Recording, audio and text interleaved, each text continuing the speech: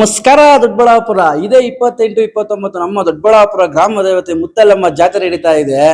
ಎಷ್ಟು ಅದ್ದೂರಿಯಾಗಿ ನಡೆಯುತ್ತೆ ಅಂದ್ರೆ ಜಾತ್ರೆ ಮಾತ್ರ. ನಮ್ಮ ದೊಡ್ಡಬಳ್ಳಾಪುರದಲ್ಲಿ ಎಂಟ್ರನ್ ಸ್ವಾಮಿ ಜಾತ್ರೆ ಬಿಟ್ರೆ ನೆಕ್ಸ್ಟ್ ದೊಡ್ಡ ಊರು ಜಾತ್ರೆ ಅಂದ್ರೆ ನಮ್ಮ ದೊಡ್ಡಬಳ್ಳಾಪುರ ಮುತ್ತಲ್ಲಮ್ಮ ತಾಯಿ ಗ್ರಾಮ ದೇವತೆ ಜಾತ್ರೆನೇ ನಡೆಯೋದು. ವಿಶೇಷವಾಗಿ 6 ಹಳ್ಳಿ ಸೇರಿ ಜಾತ್ರೆ ಮಾಡ್ತಾರೆ. ಯಾವ ಹಳ್ಳಿ ಅಂದ್ರೆ ದರ್ಗಾ ಜೋಗಳ್ಳಿ, ನಾಗಸಂದ್ರ, ರೋಜಿಪುರ, ಶಾಂತಿನಗರ ಮತ್ತೆ ಕುರುಬಳಹಳ್ಳಿ, ಕೊಡಗೇಹಳ್ಳಿ ಇದೆಲ್ಲ ಸೇರಿ ಮೊದಲನೇ ದಿನ ಕುರ್ಜಿ ಕಟ್ಕೊಂಡು ಜಾತ್ರೆ ಮಾಡ್ತಾರೆ.